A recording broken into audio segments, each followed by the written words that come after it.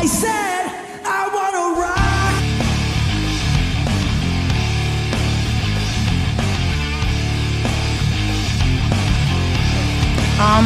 Are we gonna be goofing off like this every day?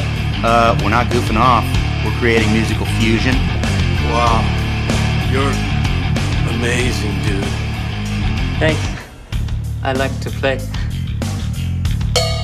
I'm a small reporter from Rolling Stone magazine that's in town to do an exclusive interview with Michael Jackson. I got a fever, and the only prescription is more cowbell. It is time for the Unsigned and Unhinged Meltdown.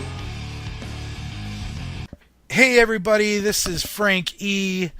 And if you didn't already know, you're listening to the Unsigned and Unhinged Meltdown.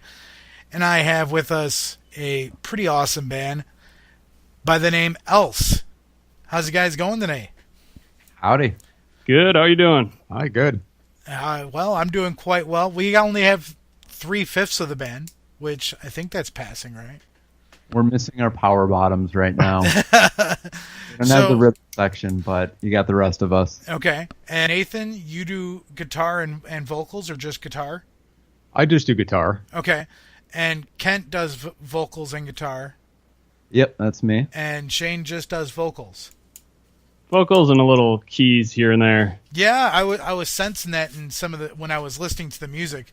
I was like, ooh, there's some kind of gothic feel effects going on there a little bit. Not saying you guys are a gothic band, but it seemed kind of just give you that little eerie presence at times, which I kind of liked. Sure. So where did you guys come up with the name Else for a band? Well, I think that's because a couple of reasons. One, computer programming. So almost all of us in the band do something with computers as a career. Nate and I have been in bands together for a while, and all of our bands have been E names. So we were in a band called Effigy and another one called A Life Elided. So when we were forming this band, we just kind of said, it should be a word that starts with E, and then we couldn't think of anything else, and then we're like, ooh. So now, you as we spoke earlier, you said the band Else has been together since about 2010, 2011. Now, how did you guys come together as a group? Now, I know you were saying you were in previous bands, but how did the band Else get formed? Kind of a long story. I'll start. I'll try to be pithy and not take too much time here. But take all the time you want, dude. Yeah, Nate, John, and I know each other from middle school. We played in middle school orchestra together. We played in one of our bands together in high school. Nate played guitar. I was on drums, and John was on bass. We went to different colleges, but Nate and I stayed in. We all stayed in touch, but Nate and I kept playing in a, what do we call a Life Elided, electronic rock, electronica duo together. It's pretty much where we dump all the ideas that we just can't fit anywhere else.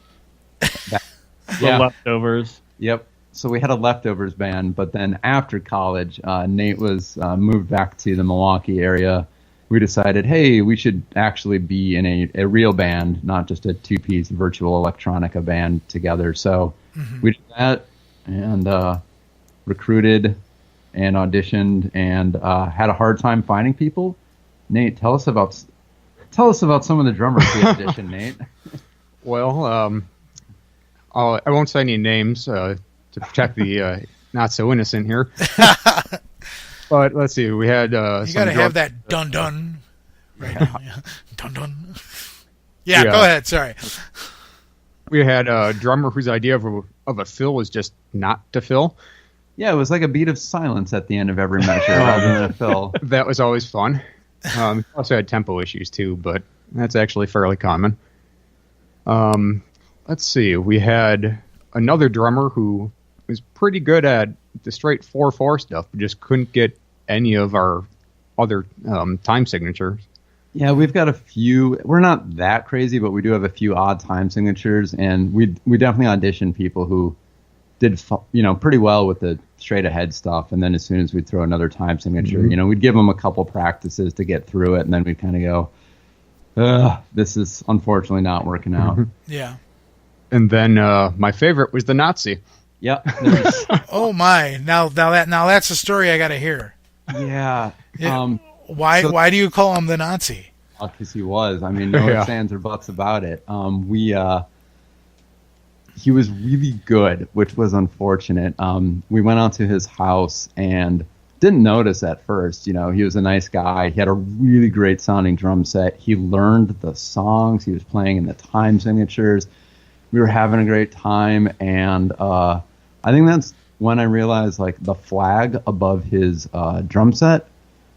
A lot of drummers do this. You get like the banner or a poster or something of your favorite artists. Mm-hmm. And it was a big black flag with some lettering on it, so I didn't really pay attention. And then I looked at it again, and I was like, oh my God, that's not a band. That's the SS flag.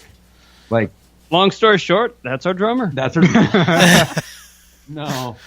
So we and then I started looking around, and I was like, oh my God, this guy has like books on Hitler, and I don't know. After that, we kind of left. I think Nate and I sat in silence in the car for about a minute, and then well, that's not going to work. That's a little awkward. And he was the best guy that we had at that point in time, too. That's what was the kicker of that. Yeah, he was a good drummer. He's just got to work on his ideology. So he was great. You just guys couldn't see eye to eye on some personal issues. I'm not going to deal with that.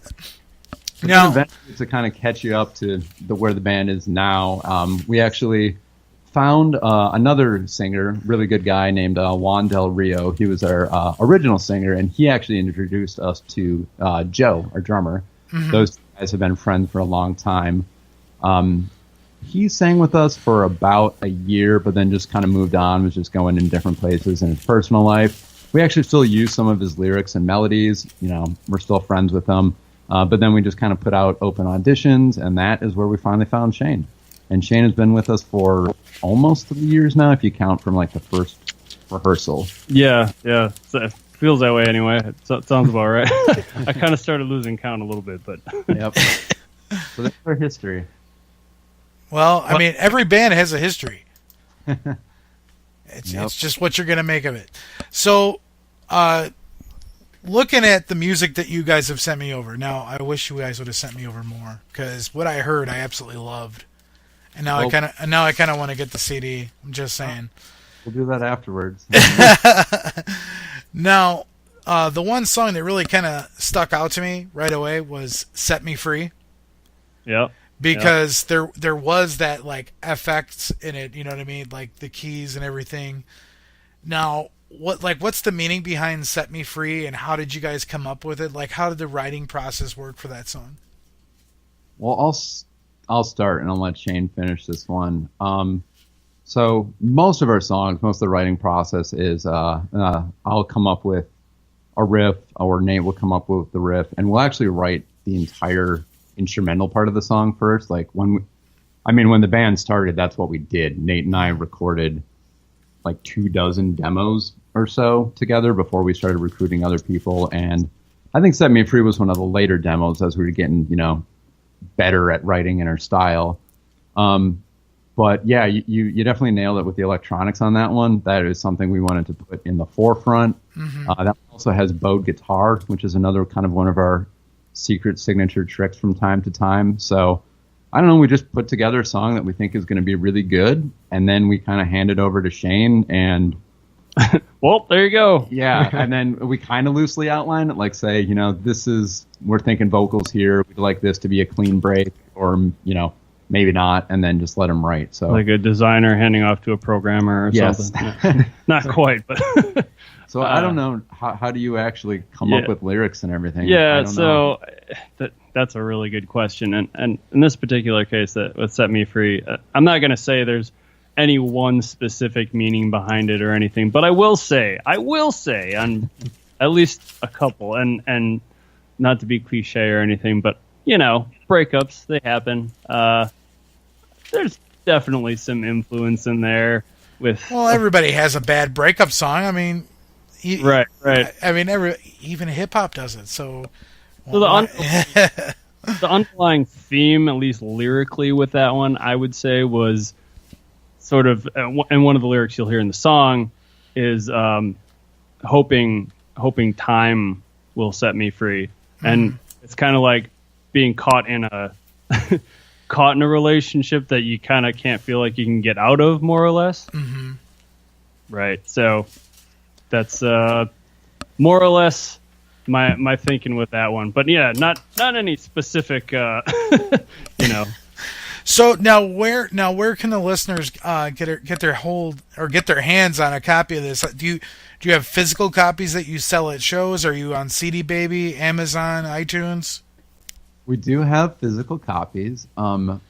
We actually have we're on Spotify as well, and we actually kind of did a re-release of the CD earlier this year, meaning we went back, cleaned a few tiny little things up here and there that no one else is going to notice, but were driving us nuts, and then did a little remastering and then put the radio edits out there. So the most current version of everything is if you go to Spotify, you will find us after some searching, unfortunately, because there's this... Actually, I like the other band called Else. There's some like French electronica band, and I mean, listen to them too. They're really good. But if you look for who... So is that why you have the brackets around it? Yeah, and it doesn't... I don't know. I wish it would be better for SEO and finding us, but it just doesn't. It seems most search engines and Spotify just ignores it. But if you do an actual search for Else, you might have to dig through some results. But if you look through for Who Will Cry, you should find us. That's the actual name of our first album. So okay, great. And was it on iTunes or is it not on there? I think it's on iTunes. I don't know. When I was typing in Else in iTunes, like you guys said, dude, I was getting too much stuff, and I was like, I'm not gonna go through all this to look and see. I went down like 3-4 pages and I was like, I give up. Since I do a little podcasting too, I know sometimes searching in iTunes can be kind of a pain to even find my shows on there. So yeah. I'm sure that's the case with the band also. It's also, you can just find our stuff.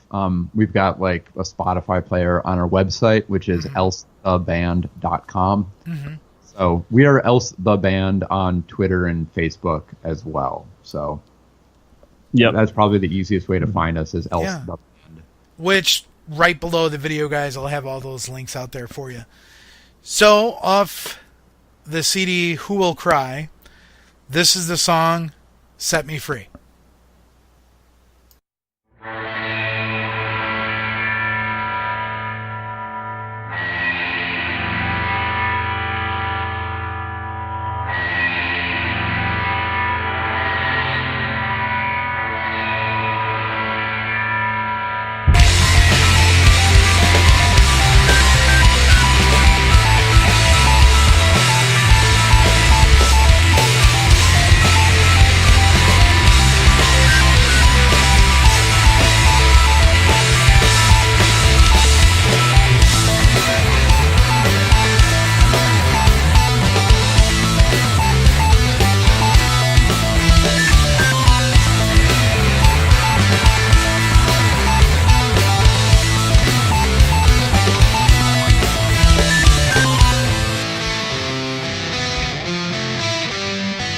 Well, now here we are, come so very far. It's been such a while, we're both in denial. When the wind must blow, never seems to show. Need to see some change, tension to estrange. Now I'm regretfully hoping time can set me free.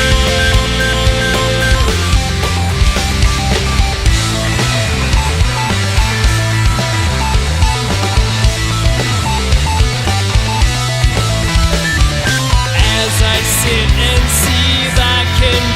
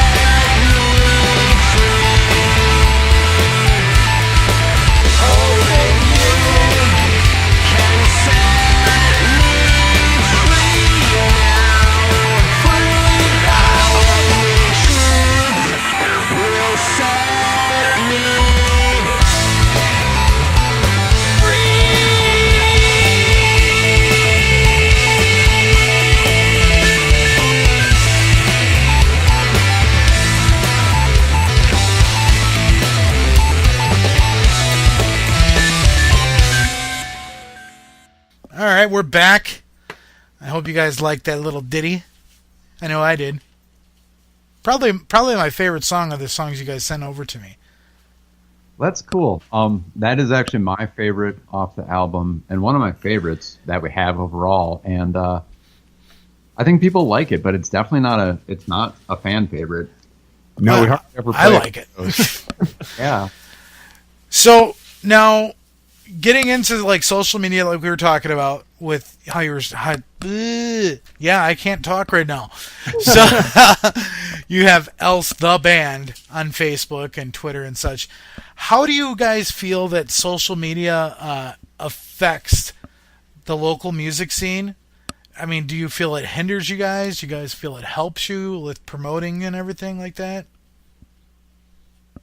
I think it's actually hard to judge that because you can see bands that have thousands, maybe even upwards of 5,000 likes, and they're relatively local bands. Mm-hmm. We've played with some of those bands, but you're still at a show and they bring in maybe 15, 20 people, just like we would be lucky to. Yeah, which is why I started this podcast. I have quite a few bands that I'm friends with locally in the Kenosha-Racine area. And I would go to their shows, and I'm like, why is this place not packed? Like, right. You guys are really good. Why is this place not packed? It was really heartbreaking for me because, you know, I've been friends with these guys, and I know their music, and it was just like, oh, man, come on. And I'm like, dude, I'm going to start a podcast. And just, boom, Unsigned and Unhinged Meltdown was born. Yeah. So, I mean... Listen. Podcast this week, and I mean, I'm really impressed with how how enthusiastic you are and how everybody on the podcast has been. It's really good to get that kind of energy back in the scene. So thanks for doing this. Yeah, and I think I mentioned in an email. I'm glad someone's leading the charge for sure. Yeah. So which interview did you listen to? I listened to a couple. I listened to I'm going to mess the name up. Yeah, is it the last one? Or the electronic artist, Spruik? Spruik. Yeah, I like that one a lot. And he's so easy to talk to because he's, like, so knowledgeable. And I didn't have to do much. It was just, like, he would gab away, and I'd be like, okay, you take it and run with it for a while. And then with almost everybody else, I actually really knew them well. Okay. So it was like with Fatal Havoc and Rude Rooster and First Rule, I knew them on a personal level. So it made it really easy to actually, go through doing everything. Nice. Which is why I started with bands that I knew on a personal level first, before I started to branch out and, hit other bands. So. Yeah. I also listened to the Big Gruff? Big Griff? Yeah. That's I do not know him on a personal level. But that was a lot of fun. Yeah, and I'm glad that you're doing the multiple genres thing, because I think that's another thing that I think it kind of hurts the scene at times that I've seen. I think generally speaking, the musicians are a lot like how I've heard you describe yourself. Like, I'll listen to anything, and a lot of us, we listen to a lot of different stuff. Mm-hmm. We will listen to, I like pop music a lot, honestly. All the subgenres of metal and punk, and I've played in like a folk band, and I like kind of some old bluegrass stuff. We have classical roots. And I think a lot of musicians are like that, but for some reason, sometimes you go to shows. I know we've tried to set up shows before, or seen or heard of shows being set up where they're just like, that band is the wrong subgenre of metal. We don't want to play with them. And you're like, oh, come on. Then that's just sad. Like, I know in speaking with so many bands, it's like they will contact another band and be like, dude, we have a show. We got spots open. Come play with us. Yeah. And, I've been talking to a lot of bands down in Texas who'll be coming up later on, and they tell me it's the same thing down there.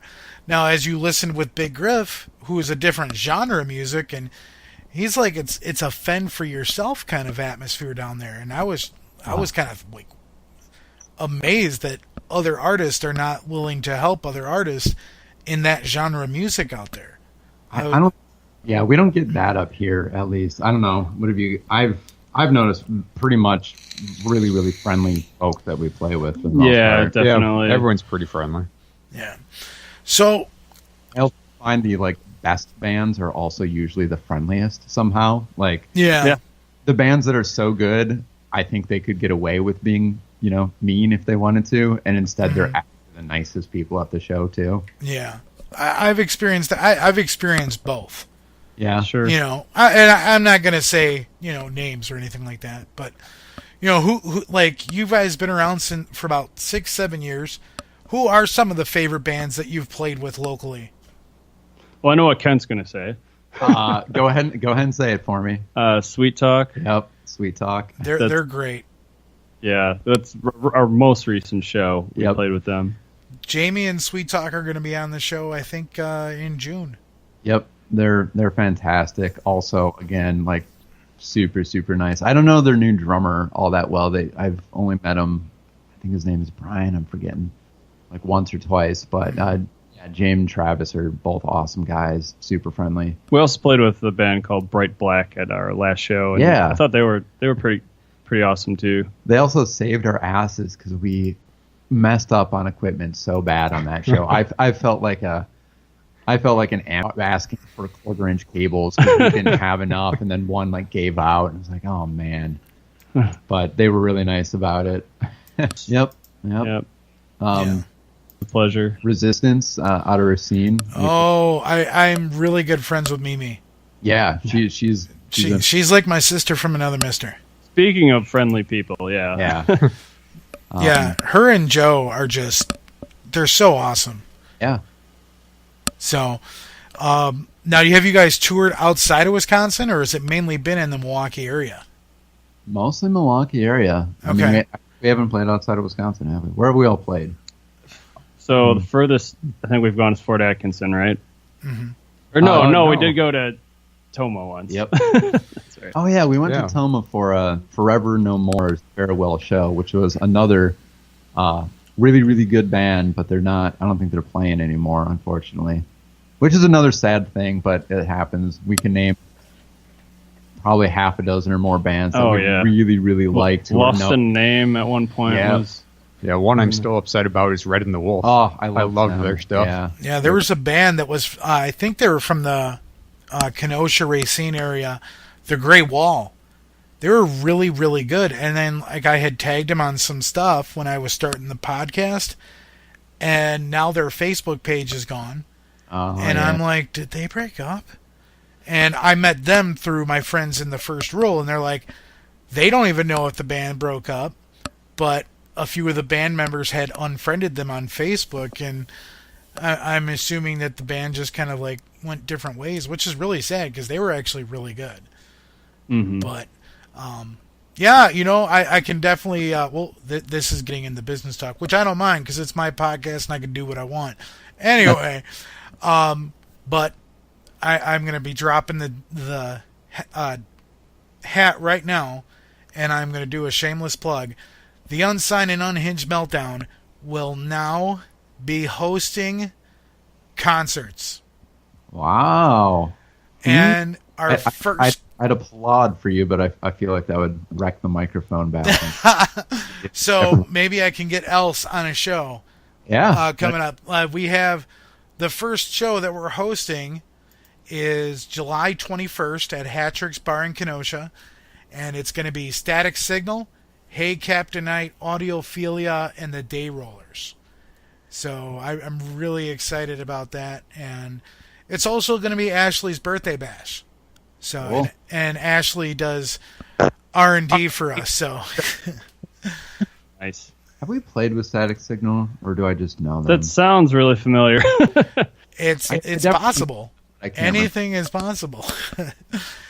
Now, we've talked about bands that you've played with, but what are some of the favorite venues that you guys have done, that you've played at? Which ones? Yeah. Well, so I'll just go ahead and throw this out there because they recently closed down, but the BBC down in Milwaukee. Okay. That was it was a common place to play. Yep. It was pretty decent setup there. But yeah, unfortunately they recently closed down. Which was surprising. I mean, they were a staple. They were a big. I don't know. They were. Would you say they're kind of like the Brat Stop in Kenosha or Route 20 in Racine? Yeah, maybe not quite that big, but I mean, I know the Back Bar is pretty good, and they're out in like Janesville or Fort Atkinson. Yep. I know they're pretty big too. Yeah, and then our last show was at Frank's Power Plant, and that's arguably, I don't have the exact numbers in front of me, but I feel like we may have played there the most of just about any venue. Mm-hmm. I think so. We like it there. It's very punk rock. It's simple. It's loud. They've got a great clientele who loves noise. So. Well, I mean, now we're gonna play another song. All right. Because that we're supporting the local music scene, so it's important that we push out this music as much as we can. And so we're gonna play my next favorite song off the group that you had sent over to me, which is Easy Way Out, which I really enjoyed that song. Why don't you tell us like a little bit about that song? The writing process, what's behind the music for that song? Well, Ken can get into the writing process, but an interesting fact about Easy Way Out is our last show was the first time that we have not played that song. Yep. Oh, my. Yep. So that's kind of like a staple song for you guys? It has been. It was one of our first. I mean, that was like the song that we first really wrote and were really proud of, and that was one that we auditioned people on a lot. So it's been around for a while. I'm trying to remember back. I mean, that song is going on 5-6 years old of writing original riffs, but that one was a fun one to write, and I remember it being originally very like over composed, like it was much longer, and the parts went on for too long, and then we kind of went through the editing process of chopping it down, and you'll hear in it, and you probably noticed when listening. It moves around a lot, and it's got these breaks in it, and it's got a driving, like, quick outro and everything. And I think that's what really sold the song, is that it well, yeah, it's almost like a roller coaster. What's going to happen next? I don't know. I really, really enjoyed this song. I mean, is there like any like real meaning behind it, or? Unfortunately, this is also one of the songs that I had zero input. Yeah, this one actually uses our old singer Juan's lyric and melody, so we'd have to call him up to get down to the deep meaning of it. Well, we can just simply say the song is awesome. How about that? Thank you. All right, guys, so this is Easy Way Out.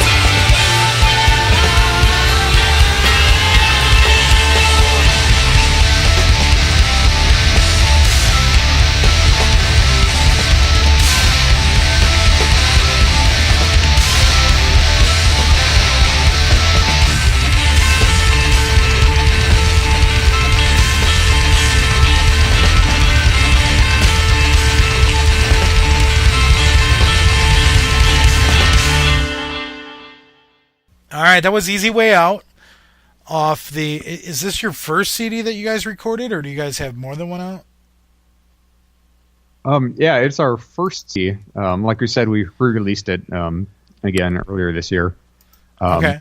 The recording process for other songs has been painfully slow, but in a way that's also good because that gives us time to play around with the songs during live shows and during practices. And really figure out how we want to record it, which is something we didn't take the time to do in the first one. Okay.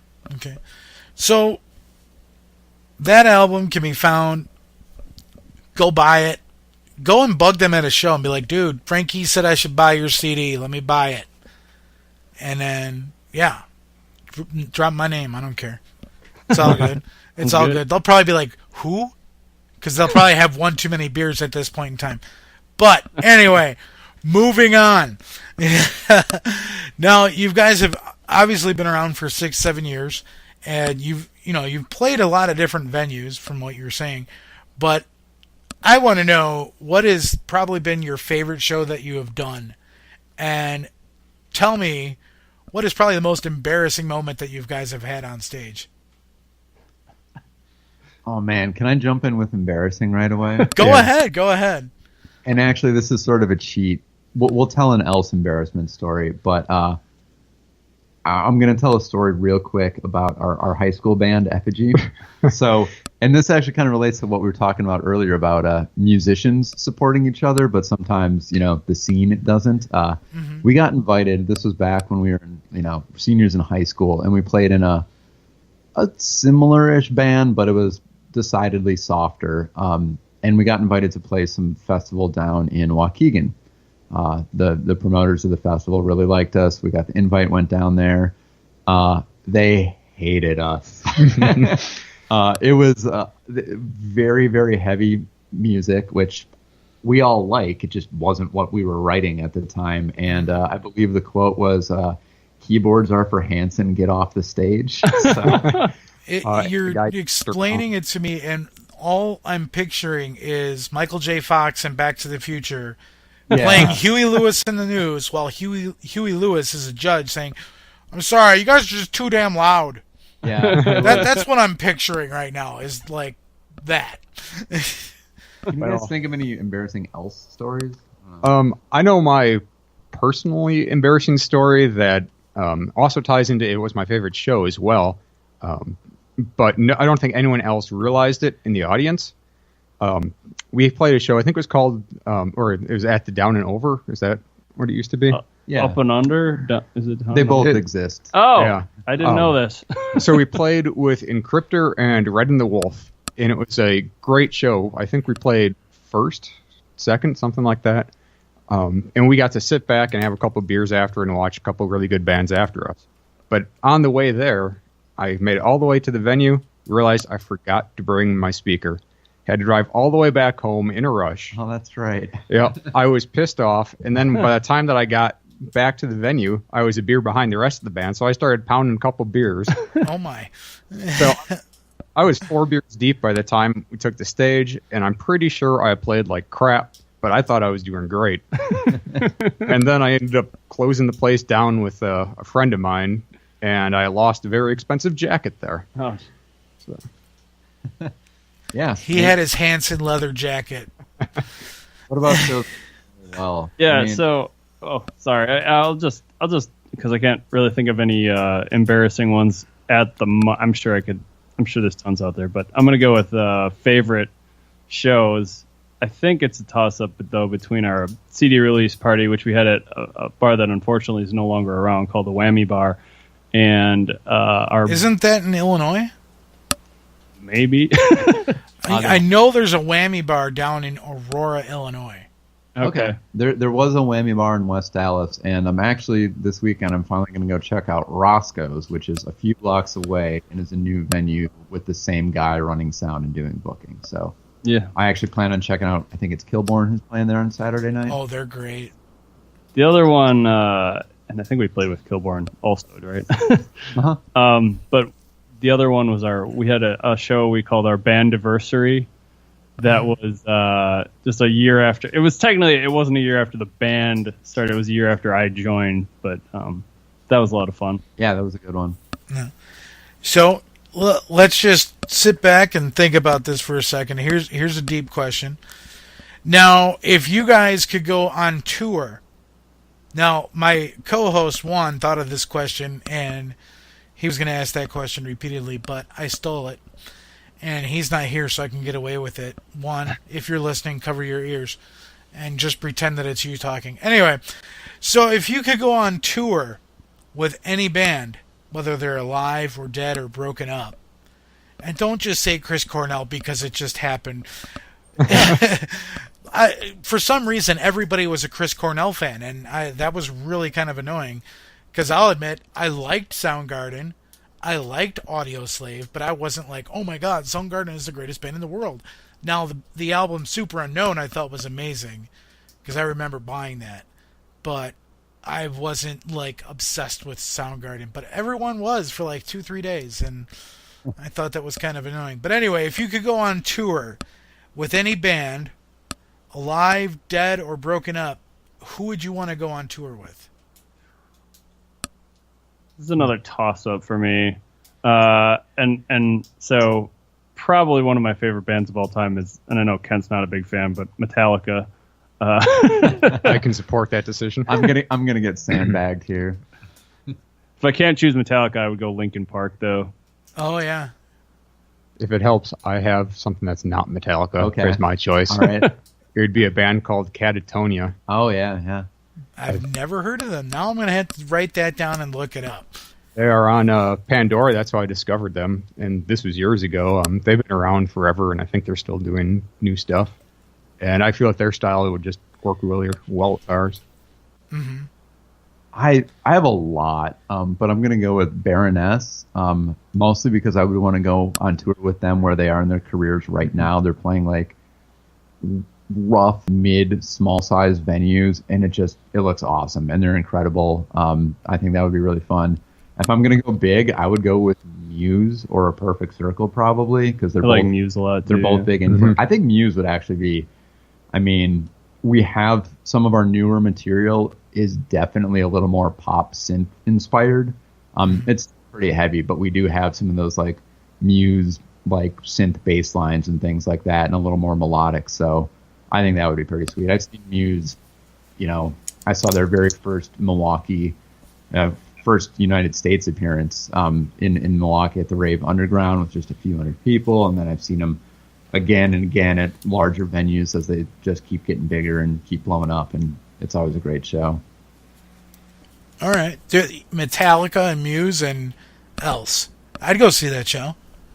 I'd be like, okay, yeah, I'll be backstage. I know the band. It's okay. And they'll kick me out.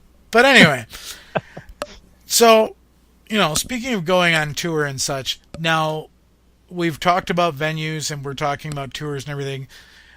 I've been asking this to a lot of bands, so I'm just kind of curious where you guys stand on this as well.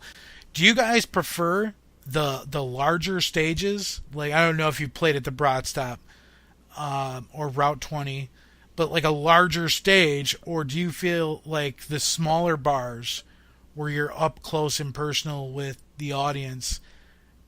Which would you prefer to do? Personally, I enjoy the larger stages because I'm often off to the side, and sometimes you're falling off the stage. But I do like Frank's, for instance, where it's a very small stage. It's so small that Kent and I never have fit on the stage. They must have changed it recently, because it used to be in front of that stage you had no light, so you were turning around so you could see the strings on your guitar. It was much better last time, I thought. That is actually, yeah, there's sort of like a inverse bell curve, I guess, where like the big stages are fun. Like when we played Forever No More's farewell show, they did it in like that was cool. I forget. Yeah. It was at a bowling alley, but they like rented out a back room and had like a build-a-stage and had like 6 or 7 different. It was super cool. I mean, everyone had their own different like stands they could go on and everything. Yeah. That was awesome. But then to Nate's point, the tiny stages where you're like, we have to get on the floor like in between people. It feels really fun. It's tough when there's 5 of us. It needs to be. I remember there used to be a place was it Papa's Social Club? That had a pretty big stage, and it seems pretty rare though to find anything halfway large enough for the five of us, really. Well, like I said, I've dealt with a lot of bands, and when I see a 5-piece band that's playing in a small, secluded area, and they're just, and they are active, you know what I mean, and they're very energetic on stage, they can't seem to do it. But yet at the same time, they like being up and close with the fans so they can interact with the crowd. But being on a larger stage, they can be more energetic. Right. So it's like a double-edged sword. It's just like you wish you could have both, but at the same time, you really can't. Mm-hmm. Okay, so we'll field this one to each of you guys. We'll start with Nathan here. Who would you say are some of your biggest musical influence or even non-musical influences that have inspired you? Oh, well, right off the bat, and Kent will probably hate me for this, but it has to be Metallica, because when I started playing guitar way back in middle school or whenever it was, like, that's what I learned off of was Metallica and The Offspring and I think Godsmack too. And I just practiced that over and over again. And I still credit Master of Puppets to training me to do downstrokes very quickly. Okay. Sure. Puppets. Oh, come on. There is a band that I had on here last week, Audiophilia, and with a female lead singer, they covered Slipknot and Battery by Metallica. And when I saw that, I was like, oh my goodness. How can this tiny little girl have, vocals like that? My goodness. This girl is tiny. No offense, Lindsay. No offense. I know you're probably listening. No offense. So, Metallica is just a huge influence for you, Nathan. What was the first album you got of theirs? It was the Black Album. And I can credit that to my friend Luke, who I've also known since about the same time. He also introduced me to guitar. So he was like, you should try listening to this album, because at the time I was still young, trying to figure out what kind of music I was into. And CDs were, I don't know, they've been around since before then, but I hadn't really gotten into them yet. So it was my actual first CD that I got as well. Mm-hmm. That was a great album. It really was. I know you get the rest of you guys are just like, Metallica, really? It's okay, Nathan. You're good. Kent, what would you say are some of your biggest influences, musically or even non-musically? Yeah. First of all, I don't hate Metallica. Okay. No, I still remember, like, I'm friends with this Luke guy that Nate was just talking about as well, and between them and a few other people I knew, I think they talked about nothing but Metallica for like all of 7th and 8th grade, and I was like, oh my god, there are other bands in the world. And I actually am more of a bass player than a guitarist. I'm the only guitarist in the world who is demoted from bass in my own band. So, and I think it was those early or not early, it was like the mid Metallica albums when Jason first joined, right? And they I liked Jason. I love Jason. Yeah. But in those first albums, they didn't like him, so they mixed him out, and I hated that sound, that thin, tinny. Saint Anger. Yeah. Well, no. I actually like Saint Anger a lot. Okay. Yeah, I kind of do too. I actually really like Load, which a lot of people look at me and go, Load, really?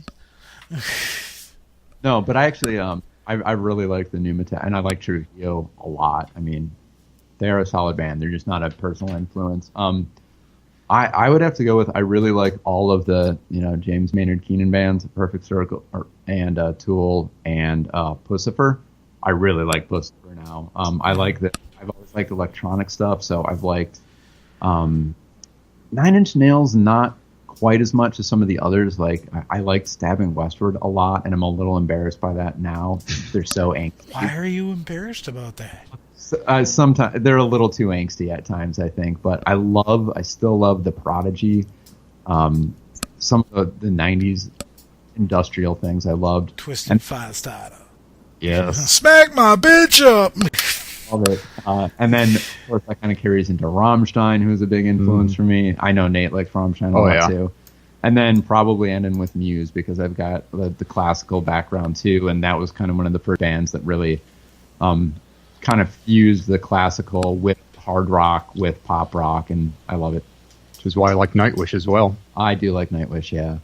Rammstein, that album, like, I remember listening to it. A friend of mine turned me on to that album. And I'm sitting there because my grandparents spoke German.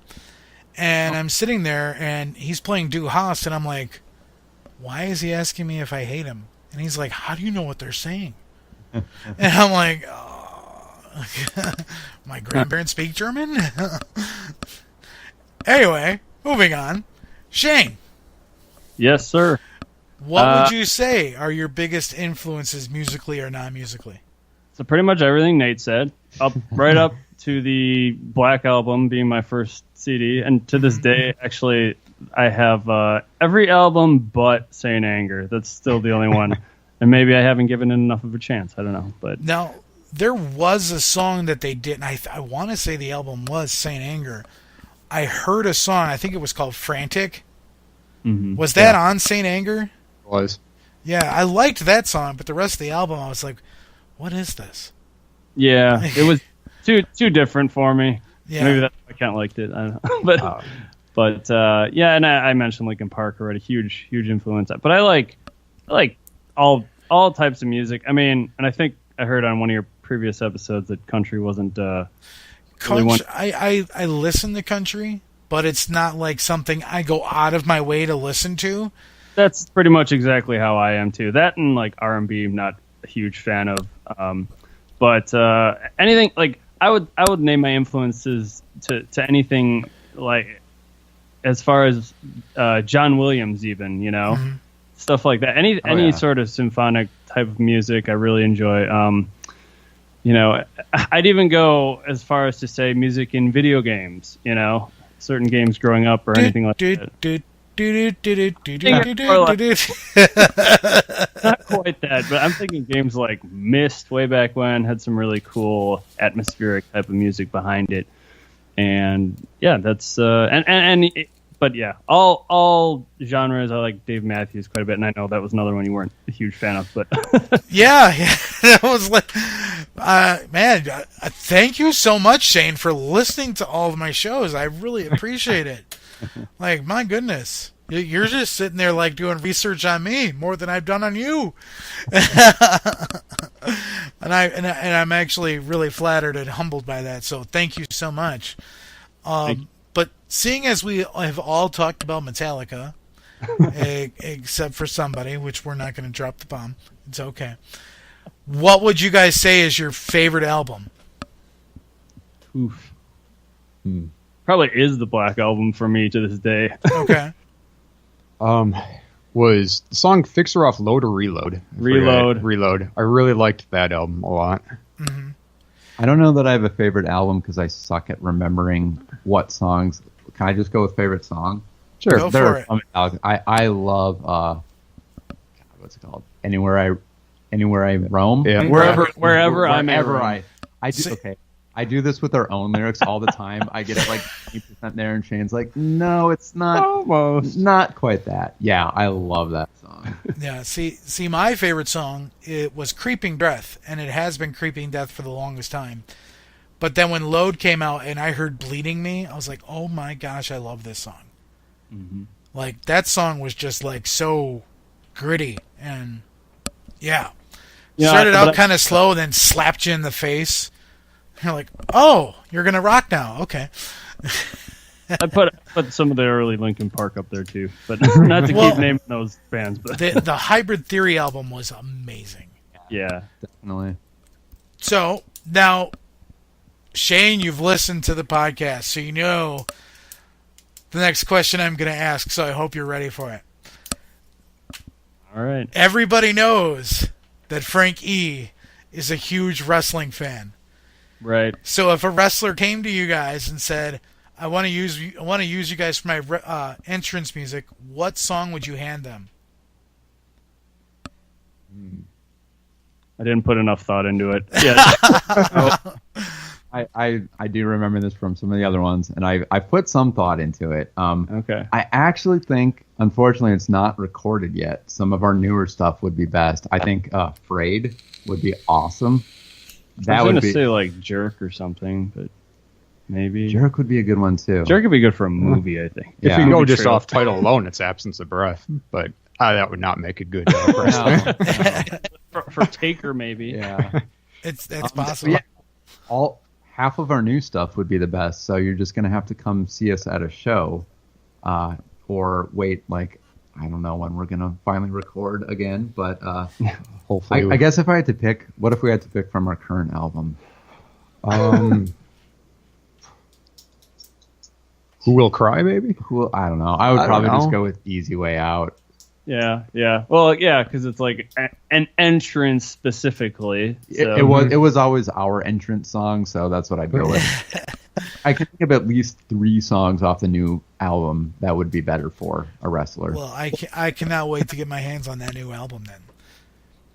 Now, every band, when they first start out, at least from my own experience, every band has started doing like cover songs.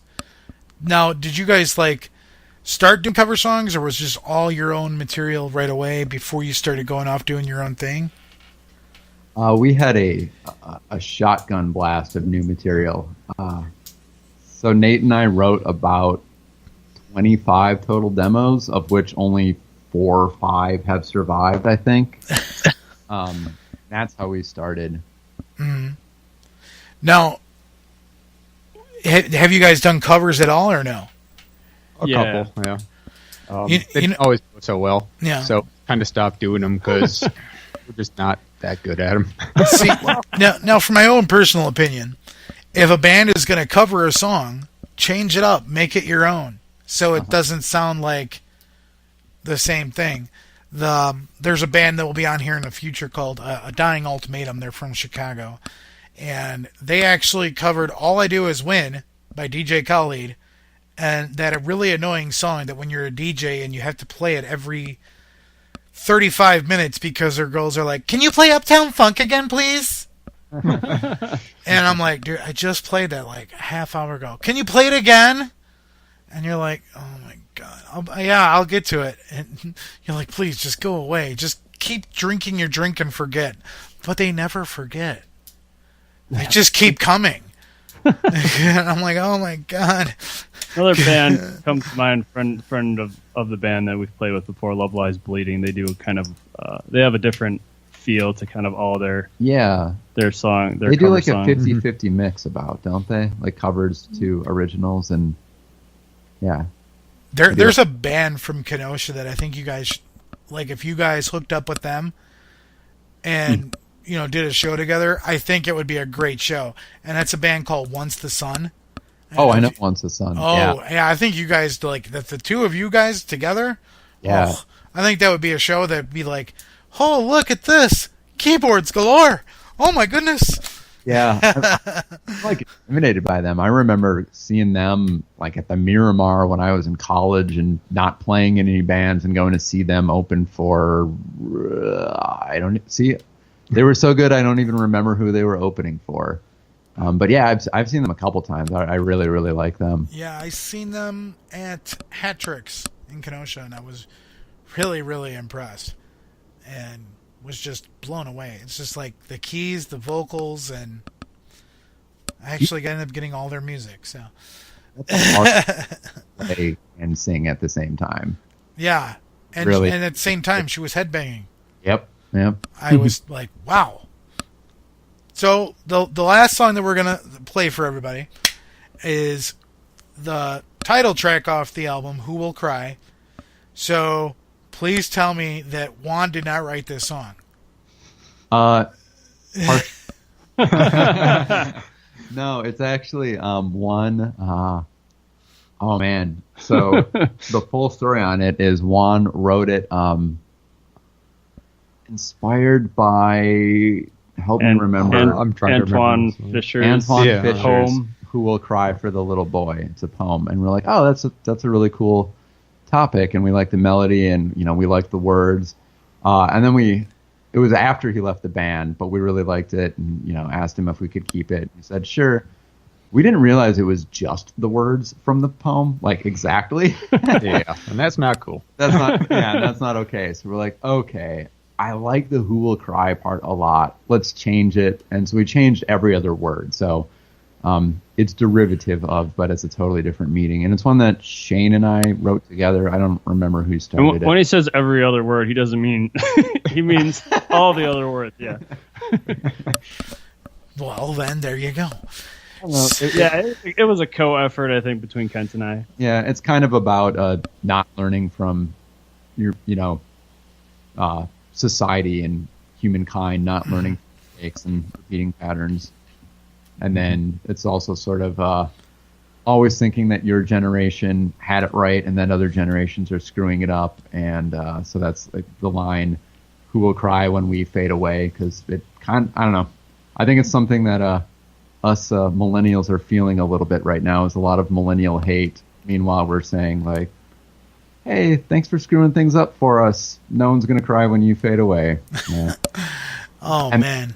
And we're saying that now, and in 30 years, people will be saying that about us. So, and hopefully in 30 years, we will realize how stupid we were in electing Trump. Anyway, let's keep my political views out of this. I'm sorry. I apologize. Anyway.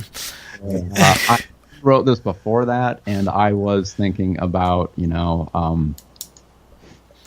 stupid fascist things that have happened in the past, and I'm terrified right now. So yeah. The sad thing with the election that we had this year, and I don't agree in discussing politics with people because everybody has their different view, but, blanketing it, there were so many people that were against Clinton, and there were so many people that were against Trump, and there was so many third-party options that we had. But like, I remember looking at my Facebook feed, and I had dang near like 1,300 friends, and every single one of them was bashing one or the other, or bashing both. And it's like, well, and at least half my friends were bashing both. It's like, okay, if you're honestly bashing both, then who are you going to vote for? Well, I'm going to vote for Trump because I can't stand Clinton. Or I'm going to vote for Clinton because I can't stand Trump. And I'm like, well, then you're just, pretty much voting, you're throwing your vote away.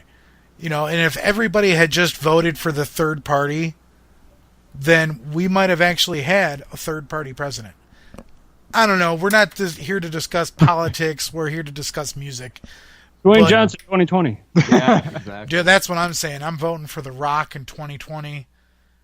I mean, I can smell what he's cooking in the office. I'm just saying. He's got my vote.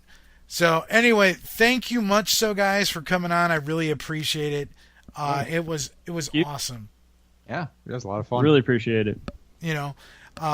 So, maybe we can get you guys on here again when the new album drops, or maybe when I get my hands on the whole album, we can play other songs and maybe get everybody else in here, and John and Joseph, and we can get, for the first time ever on the Unsigned and Unhinged Meltdown, have a whole entire band on it, because we've never had a whole entire band.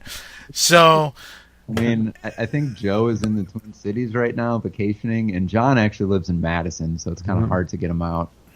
Well, see, there's conference calls, which I figured out how to do that finally. So there's always that option. But again, thank you guys so much for coming on. Thank you for giving me some of your time tonight. I really appreciate it. So, guys, as I say always, # support local music. Start the trend going. Keep the local music scene alive. And this last song that we'll be playing is the title album, or the title song off the album, Who Will Cry. Check it out.